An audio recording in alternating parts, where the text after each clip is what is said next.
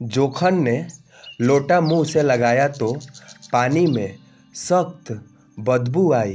गंगी से बोला, यह कैसा पानी है, मारे बास के पिया नहीं जाता, गाला सूखा जा रहा है और तुम सारा पानी पिलाए देती है। गंगी प्रतिदिन शाम पानी भर लिया करती थी। कुआं दूर था, बार बार जाना मुश्किल था। कल वह पानी लाई तो उसमें बू बिल्कुल न थी। आज पानी में बदबू कैसी?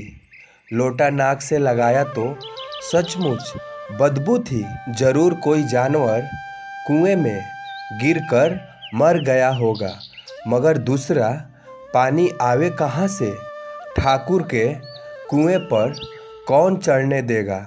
दूर से लोग डांट बताएंगे, साहू का कुआं गांव से उस सिरे पर है, परंतु वहाँ भी कौन पानी भरने देगा? कोई तीसरा कुआं गांव में है नहीं। जोखू कई दिन से बीमार है। कुछ देर तक तो प्यास रोक चुप पड़ा रहा, फिर बोला, अब तो मारे प्यास के रहा नहीं जाता, ला थोड़ा पानी नाक बंद करके पी लूँ।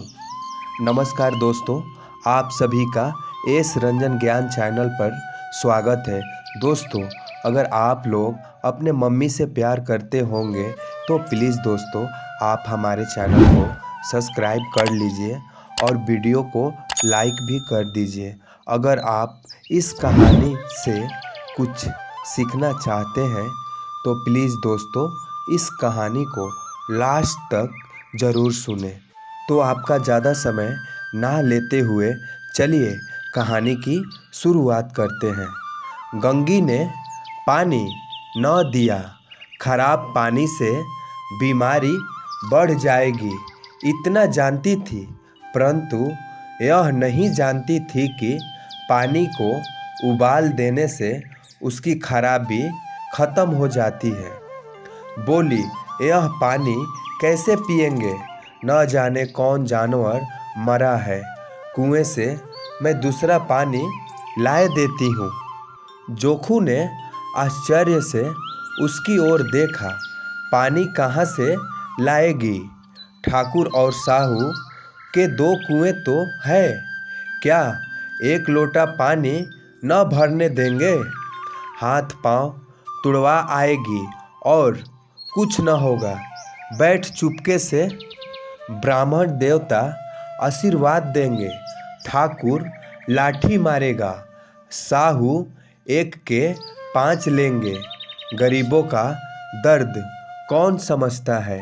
हम तो मर भी जाते हैं तो कोई दूसरा पर झांकने नहीं आता।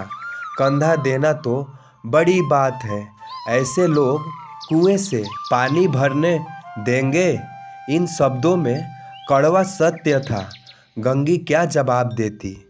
किंतु उसने वह बदबूदार पानी पीने को न दिया। रात को 9 बजे थे। थके मांदे मजदूर तो सो चुके थे। ठाकुर के दरवाजे पर 10-5 बेफिक्रे जमा थे। मैदानी बहादुरी का तो अब न जमाना रहा है, न मौका। कानूनी बहादुरी की बातें हो रही थी। कितनी होशियारी से ठाकुर ने थानेदार को एक खास मुकदमे में रिश्वत दी और साफ निकल गए। कितनी अक्लमंदी से एक मार्को के मुकदमे की नकल ले आए। नाजिर और मोहतमिम सभी कहते थे नकल नहीं मिल सकती। कोई 50 मांगता, कोई 100। यहाँ बेपैसे कौड़ी नकल उड़ा दी। काम करने के ढंग चाहिए। इसी समय गंगी कुएं से पानी लेने पहुंची। कुपी की धुंधली रोशनी कुएं पर आ रही थी। गंगी जगत की आड़ में बैठी मौके का इंतजार करने लगी। इस कुएं का पानी सारा गांव पीता है, किसी के लिए रोक नहीं, सिर्फ ये बदनसीब नहीं भर सकते। गंगी का विद्रोही दिल रिवाजी पाबंदियों और मजबूरियों पर चोटें करने लगा। हम क्यों नीचे हैं और ये लोग क्यों ऊंचे हैं? इसलिए कि ये लोग गले में तागा डाल लेते हैं। यहाँ तो जितने हैं एक से एक छठे हैं। चोरी ये करे, जाल फरेब ये करे, झूठ मुकदमे ये करे। अभी इस ठाकुर ने तो उस दिन बेचारे गडरिये के भेड़ चुरा ली थी और बाद में मारकर खा गया। इन्हीं पंडित के घर में तो 12 मास जुआ होता है। यही साहू तो घी में तेल मिलाकर बेचते हैं, काम करा लेते हैं, मजदूरी देते नानी मरती है। किस किस बात में हमसे ऊंचे हैं? हम गली गली चिल्लाते नहीं हैं, हम ऊंचे हैं, हम ऊंचे हैं। कभी गांव में आ जाती हूँ तो रस भरी आँख से देखने लगते हैं, जैसे सबकी छाती पर सांप लौटने लगता है। परंतु घमंड यह कि हम छोटे हैं। कुएं पर किसी के आने की आहट हुई। गंगी की छाती धक धक करने लगी। कहीं देख ले तो गजब हो जाएगा। एक लात भी नीचे न पड़े। उसने घड़ा की रस्सी उठा ली और झुककर चलती हुई एक वृक्ष के अंधेरे साये में जा खड़ी हुई।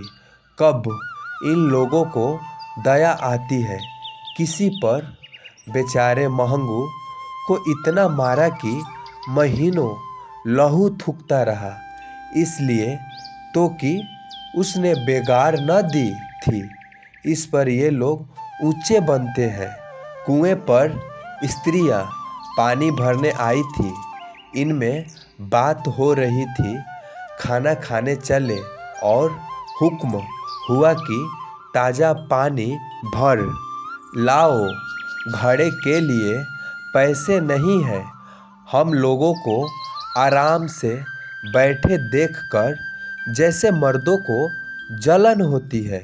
हाँ, यह तो न हुआ कि कलसिया उठाकर भर लाते। बस हुक्म चला दिया कि ताज़ा पानी लाओ। जैसे हम लौंडिया ही तो है।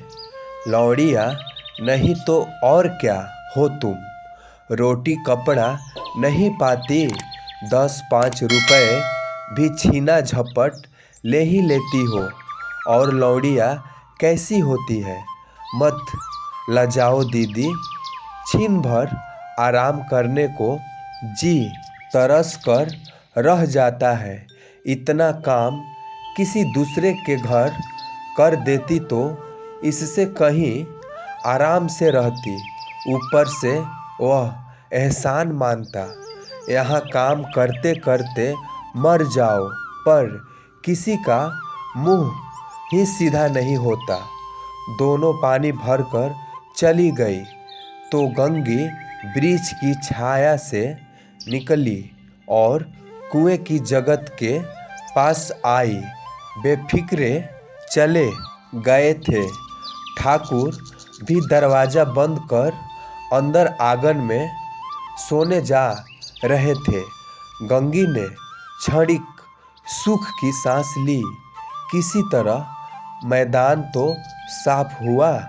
अमृत चुरा लाने के लिए जो राजकुमार किसी जमाने में गया था, वह भी शायद इतनी सावधानी के साथ और समझ बूझकर न गया होगा। गंगी दबे पांव कुएं की जगत पर चढ़ी। विजय का ऐसा अनुभव उसे पहले कभी न हुआ था। उसने रस्सी का फंदा घड़े में डाला, दाएं बाएं चौकन्नी दृष्टि से देखा। जैसे कोई सिपाही रात को शत्रु के किले में सुराख कर रहे हो। अगर इस समय वह पकड़ ली गई तो फिर उसके लिए माफ़ी या रियायत की रत्ती भर उम्मीद नहीं। अंत में देवताओं को याद करके उसने कलेजा मजबूत किया और घड़ा कुएं में डाल दिया। घड़े ने पानी में गोता लगाया, बहुत ही आहिस्ता, जरा भी आवाज़ न हुई। गंगी ने 2-4 हाथ जल्दी जल्दी मारे, घड़ा कुएं के मुंह तक आ पहुंचा। कोई बड़ा सहजोर पहलवान भी इतनी तेजी से न खींच सकता था। गंगी झुककर घड़े को पकड़कर जगत पर रखी कि एकाएक ठाकुर साहब का दरवाज़ा खुल गया। शेर का मुंह इससे अधिक भयानक न होगा। गंगी के हाथ से रस्सी टूट गई। रस्सी के साथ घड़ा धमाक से पानी में गिरा और कई क्षण तक पानी में हिलकोर की आवाज़ें सुनाई देती रही। ठाकुर कौन है, कौन है पुकारते हुए कुएं की तरफ आ रहे थे और गंगी जगत से कूदकर भागी जा रही थी। घर पहुंचकर देखा कि जोखू लोटा मुंह से लगाए वही मैला गंदा पानी पी रहा था। हेलो दोस्तों, ये कहानी आप लोगों को थोड़ी सी भी अच्छी लगी हो तो प्लीज़ दोस्तों हमारे चैनल को सब्सक्राइब कर दीजिए, वीडियो को लाइक कर दीजिए और हमें कमेंट बॉक्स में ज़रूर बताएं। तो आपका अपना कीमती समय देने के लिए तहे दिल से धन्यवाद।